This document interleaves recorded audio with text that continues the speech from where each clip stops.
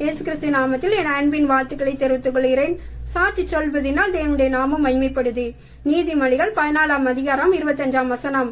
மெய் சாட்சி சொல்லுகிறவன் உயிர்களை ரட்சிக்கிறான். வாங்க பாட்டின் 1 தொடர்ச்சியை கேட்போம். வாங்க சாட்சிகளாக கடந்து செல்வோம். இந்து சாமி முக்காணி கோயில் இருக்குல்ல, முக்காணி கோயில கழுத்துல கயிறு கட்டினாதான் அந்த வயிற்றால பொருள் நிற்கும் அப்படின்னு சொல்லி ஒரு சொன்னாங்க.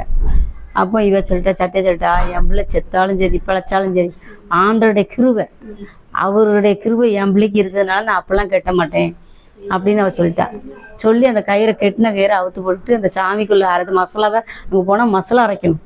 அந்த கோயிலில் ஒரு மருந்து கொடுப்பாங்க, அதை அரைக்கணும். அதை அரைக்க மாட்டேன், நான் அரைக்கவே மாட்டேன், வைக்கவே மாட்டேன். எனக்கு என் பிள்ளை பிழைச்சாலும் சரி செத்தாலும் சரி நான் சபைக்கு போன பிறகு அங்கே உள்ள ஆள் தான் அவன் நான் கூட்டிகிட்டு போயிட்டேன்.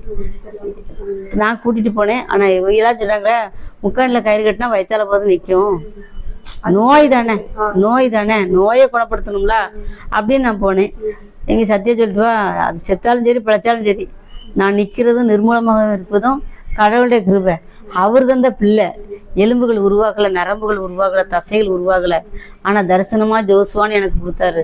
அதனால அவர் என்னை ஆசீர்வதிச்சிருக்காரு. நீ உன் சோழியை மட்டும் பாரு, எனக்கு கடவுள் இருக்காரு, என் பிள்ளையை பார்ப்பாரு அப்படின்னு சொல்லிட்டு வந்துட்டா. வந்தவா வீட்டில் வந்து நான் பக்கத்து வீட்டில் ஒரு மருந்து சொன்னாங்க, கத்திரிக்காயும் காயத்தையும் கொடுங்க சரியாக போயிடும் சொன்னாங்க. கத்திரிக்காயும் காயத்தையும் வச்சு ஸ்லோ போட்டு, ஏசப்பா நீர் தான் என் பிள்ளையை காப்பாற்றணும், 1.5 மாசமா வயிற்றால போயிட்டு இருக்கு, எத்தனையோ டாக்டர் எத்தனையோ இது பார்த்துட்டேன், இன்னும் கடைசி நேரம் உயிர் போகிற மாதிரி கிடக்கான், அவருக்கு நீர் தான் தோணான்னு சொல்லி அதை கொடுத்தேன். காலைல 10 மணிக்கு கொடுத்தேன். 3 மணிக்கு டப்புன்னு எல்லாமே வெளியே வந்துட்டு. என்ன வந்துட்டு, வத்தல் வெள்ளைப்பூடு 2 வந்துட்டு. வந்த பிறகு அடுத்த நாள் காலையில் வாந்தி இல்லை, வயிற்றால இல்லை. ஆண்டவர் அப்படி ஒரு அற்புதமாக அந்த பையனை காப்பாற்றினார். அதெல்லாம் பெரிய ஒரு அதிசயம். வாழ்க்கையில் யாருக்குமே கிடைக்காத அற்புதம். அந்த ஏசப்பா எங்கள் குடும்பத்தை அவ்வளோ தூரம் நேசிக்கார். அதனால நாங்கள் ஆசீர்வாதமாக இருக்கோம். வெள்ளம் வரும்போது ஜோசுவா முங்கி வந்துட்டான். ஆமாம், ஜோசுவா வந்து வெள்ளத்தில் முங்கிட்டான். முங்கின பிறகு அவனை தூக்கி எடுத்தார் கடவுள். வட்ட டவரா இருக்குல்ல, அந்த டவராவுக்குள்ள அவனை வச்சு கொண்டு போனோம். எல்லாரும் கப்பல் மாதிரி ஒன்று வச்சுருந்தாங்க, அவங்களாம் கொண்டு போனாங்க. இவனை ஒரு 10 பையங்க நினைஞ்சாங்க. வட்ட டபராவில் அவனை வச்சு கொண்டு போவோம், அவன் வெயிட்டாக இருக்கான், அவனை தூக்க முடியாதுன்னு சொல்லி டபரா எடுத்துவான். டபராவில் இறங்கினவன் டபராவோட முங்கிட்டான். டபராவும் போயிட்டான், அவனும் போயிட்டான். தேடுறாங்க, கொஞ்சம் தள்ளி தேடுறாங்க. அதுக்கு பிறகு அவன் உள்ளேருந்து வெளியே வரான். ஆனாலும் ஆண்டவர் உயிரோட கூட்டு வந்தார். அப்போ தான் ரொம்ப அற்புதம். வேற அந்த வெள்ளத்தில் இருக்கும்போது இந்த நைட்டி கூட கிடையாது, எல்லாமே தரமட்டமாக போயிட்டு. இந்த வீடளவுக்குள்ள தண்ணி, இது வரைக்கும் தண்ணி, அவ ஒன்றுமே கிடையாது. அப்போ அங்கே வந்து சாப்பாடு சோறிங்க, மண்டபத்தில் சாப்பாடு தந்தாங்க. ஒரு சாரு, நம்ம சாரு ஆயத்திர சார் அங்கே வந்து ஒரு சாரம் சட்டெல்லாம் கொடுத்தாங்க. அவங்களுக்கு கொடுத்தது. எனக்கு துணிமணி கிடையாது. அந்த எலிசபெத்துன்னு ஒரு பிள்ளை, அது பிள்ளை நல்லா இருக்கணும், அவள் குடும்பமும் நல்லா இருக்கணும். அவளும் ஆண்டோடைய சபையை நோக்கி தான் போயிட்டு இருக்கா. ஆண்டவர் அவளை ஆசீர்வதிக்க போய் தான் எங்களை அவள் காப்பாற்றுற மாதிரி 5 நாள் எங்களுக்கு முகமே சுளிக்கலை. அவ்வளோ ஒரு சிரிச்ச முகம். ஒருத்தருமே இப்படி செய்ய மாட்டாங்க. நானும் எத்தனை பேரையும் நான் பார்த்துருக்கேன். ஒரு சுழிவு, ஒரு சின்ன கருத்து வேறுபாடு கூட கிடையாது அவட்ட. அந்த பிள்ளை அப்படி, அவளுக்கு 2 பிள்ளை, புருஷன், பொண்டாட்டி, தாய் தகப்பன் எல்லாரும் இருக்காங்க. ஆனாலும் எங்களை போனவொன்னே வாங்க வாங்க இருங்க சாப்பிடுங்கன்னு மெத்தையில் படுக்க வைக்க, வாங்க கட்டலில் உட்கார வைக்க, யாருமே அப்படி செய்கின்றதை வாழ்க்கையில் செய்வாங்கன்னு நம்பிக்கவே இல்லை. ஆனால் அந்த பிள்ளை ஆண்டவர் அந்த பிள்ளை கோடியாக அந்த பிள்ளையை ஆசீர்வதிக்கணும். நான் அப்படி தான் நினைப்பேன், இப்பவுமே அப்படி தான் நினைப்பேன். அந்த பிள்ளை ஆசீர்வாதமாக இருக்கிறத நம்ம கண்கள் காணணும் அப்படின்னு நினைப்பேன். ஏன்னா நமக்கு நிறைய உதவி செஞ்சுருக்கு. நம்ம படுக்கையில் கிடந்தது போது கூட நமக்கு யாரும் உதவி செய்ய மாட்டாங்க. ஆனால் மழை கொட்டுற மழையில் வெள்ளத்தோட நனைஞ்ச ட்ரெஸ்ஸோடு போய் இருக்கும்போது ஒரு துணியை கொடுத்து, மணியை கொடுத்து, சாப்பாடை கொடுத்து, படுக்க வச்சு, பாத்ரூம் அவங்க வீட்டு பாத்ரூம், அந்த பாத்ரூமில் நீங்கள் குளிங்க, இந்த பாத்ரூமில் வெளியேறுங்க, இந்த பாத்ரூமில் போங்க, அப்படின்னு சொல்கிறதுக்கு யாருமே சொல்ல மாட்டாங்க. நடு வீட்டுக்குள்ளே படுக்க வைக்க போகிற விரிச்சு ஒன்போல அவங்க பிள்ளைகள் நம்ம பிள்ளைகள்லாம் வேறுபாடு கிடையாது. எல்லாம் ஒன்போல பருவூசியாக போறையை கொடுத்து, பருவூசியாக மெத்தையை போட்டு படுக்க வைக்க. காலைல சாப்பாடு, மத்தியானம் சாப்பாடு, அவங்க வேலைக்கு போக சாப்பாடு கிடையாது.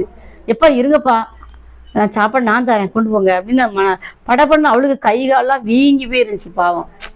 அந்த பிள்ளைக்கு உடம்பு வந்து அவளுக்கு கெதி கிடையாது. இந்த பேர் எலிசபெத்துன்னு நினைக்கேன். அந்த பிள்ளைக்கு கை காலெல்லாம் குட்டை குட்டி அப்படி வீங்கி போயிருந்துச்சு. அந்த வீக்கத்துலேயும் கூட தன்னுடைய நிலையை மறந்து கூட எங்களுக்கு உதவி செய்யறதுல அந்த பிள்ளை அவ்வளவு இதாக இருந்துச்சு. ஆண்டவர் தான் அந்த பிள்ளைக்கு பலனை கொடுக்கணும். ஆண்டவர் நிறைய ஆசீர்வாதத்தை அந்த பிள்ளைக்கு கொடுக்கணும்னு நான் நினைப்பேன். ஏன்னா ஆண்டோடைய ஆசீர்வாதம் இருக்க போய் தான் நான் அந்த இடத்துக்குள்ள போனேன். அவளும் என்ன வாங்க வாய் நிறைஞ்சாப்புல முகம் நிறைஞ்சாப்புல எங்களை உள்ள கூப்பிட்டு 5 நாள் யாராவது பார்ப்பாங்களா? ஒரு நாள் பார்ப்பாங்களா?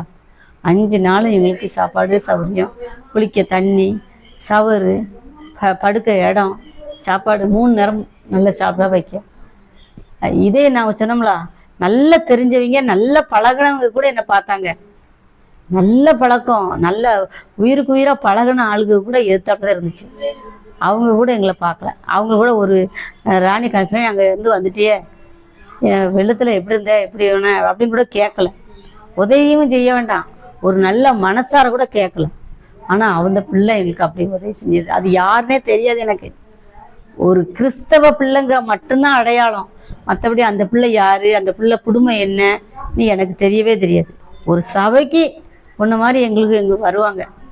அந்த சபையில் வச்சு பழகின பழக்கத்துக்கு அவ்வளோ தூரம் அந்த பிள்ளை செஞ்சதுன்னா அப்போ ஆண்டவர் எவ்வளவு நன்மையை அந்த பிள்ளைக்கு செய்யணுங்கிறத நான் ஜெபம் பண்ணுவேன். அந்த பிள்ளைக்காக ஜெபம் பண்ணியிருக்கேன். நல்லா இருக்கணும்னு நினைப்பேன். நம்ம அவர்கிட்டே சொல்வேன், இந்த நம்ம வீட்டில் கூட அந்த பிள்ளைய வைக்கலாம், வாடகை வீட்டில் இருக்குது இப்போ அப்படின்னு நான் நினைப்பேன். அந்த அளவுக்கு நான் வந்து மனசார நினைக்கணும். அது கடவுளுடைய இறக்கம்.